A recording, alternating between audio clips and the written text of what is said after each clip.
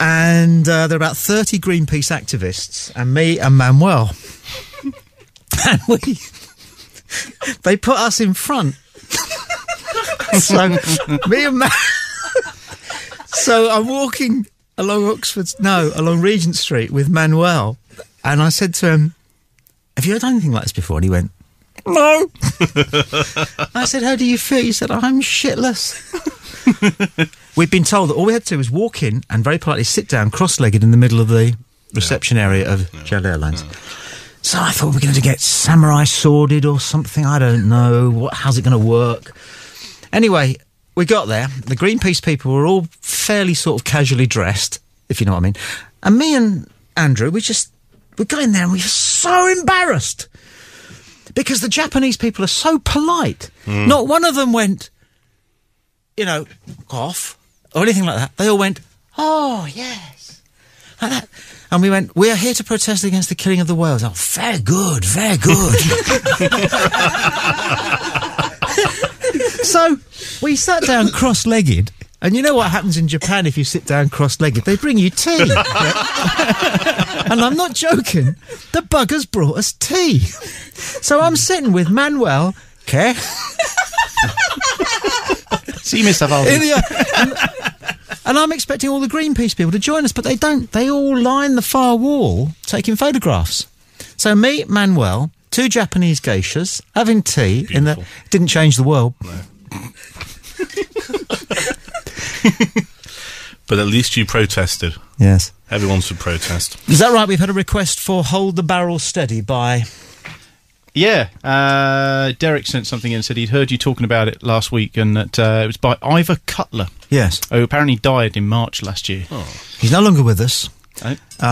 I can see something in the technology here which says "Hold the Barrel Steady" on it. I have no idea what it is, but I'm going to hit it and we'll find out. Turn the barrel and hold out the barrel and jump in one by one. What was that, Duncan? You know the thing I mean, don't you? No, you don't. You've got a clue. Hold the barrel steady and jump in one at a time. Hold the barrel steady and jump in one at a time.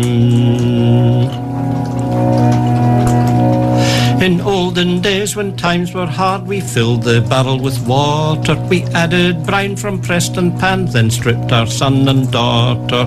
Hold the barrel steady and jump in one at a time. Hold the barrel steady, then jump in one at a time.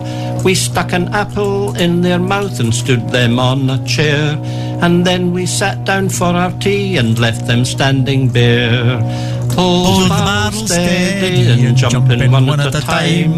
Hold the barrel steady, then jump in one at a time. Now in you go, our children, they did as they were bid. Their heads below the water and fastened on the lid. Hold the barrel steady and jump in one at a time. Hold the barrel steady and jump in one at a time. We shed some tears, be sure of that. Our stomachs were like lead. We'd better have some more, she said. Then we went off to bed. Hold the barrel steady and jump in one at a time. Hold the barrel steady and jump in one at a time. So if your purse is empty, your cupboard it is bare, just pull the clothes right off your bairns and stand them on a chair. Hold the barrel steady and jump in one at a time. Hold the barrel steady and jump in one at a time. One at a time, one at a time, one at a time. One at a time. And we're back. Yeah. That was last week then. That's Hold the Barrel Steady by Ivor Cutler. Are you guys... have you heard of somebody called Max Wall? Yeah. Okay. Yeah, he was the same as Ivor Cutler. Right.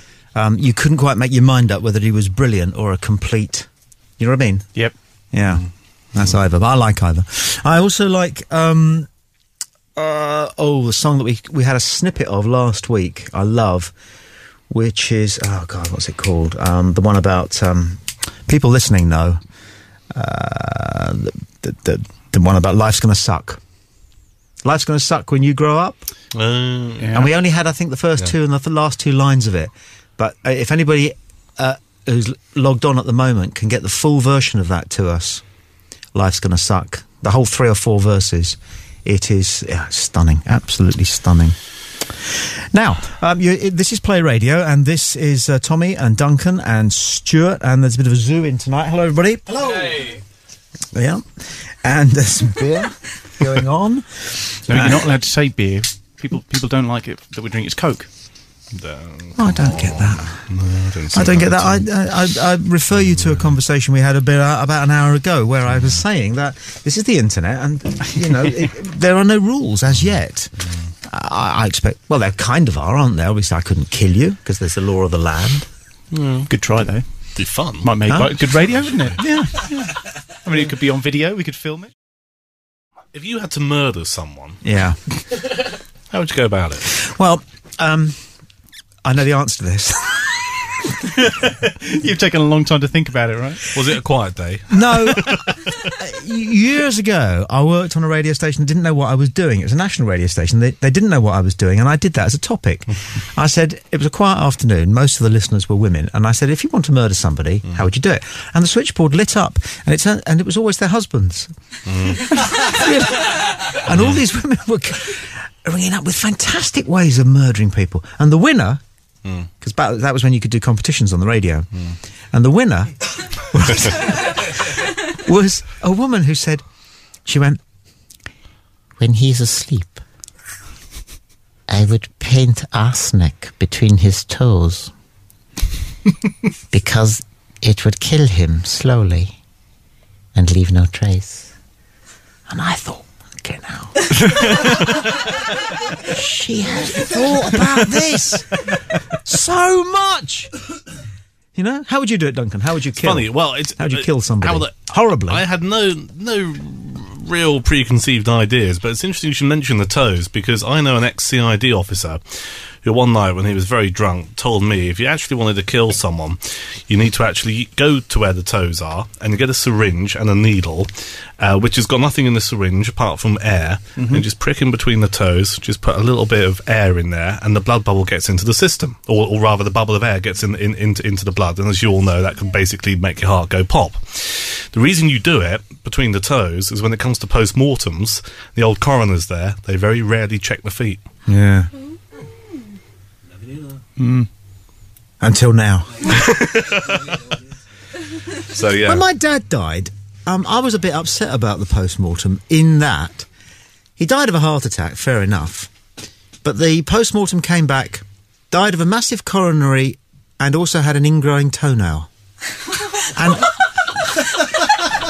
And I remember thinking, I know exactly why they've done that, because they haven't, it's possible that you don't do a full post-mortem. You don't check everything. You don't check the brain for a stroke.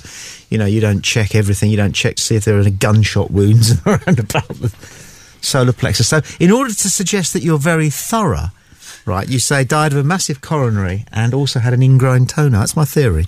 I've always wondered about that. Always wondered about that. We ought to do that thing there and say this is Play Radio UK. If you want to try something different, then check out the wide range of music playing now on Play Top 40 UK. With the best new music from the UK charts around the clock. This is Play Radio UK. Playing the greatest hits of the 80s, 70s and today to planet Earth. Live from the south coast of England. This is Play Radio UK. Warning, the show you're about to listen to may contain strong language and the content might offend. Tommy and Duncan, enigmatically existential on Play Radio UK. That'll be us then. Yeah, whilst we were enjoying that information, we were discussing the possibility of dying through absorbing arsenic through the toes. How old was this lady?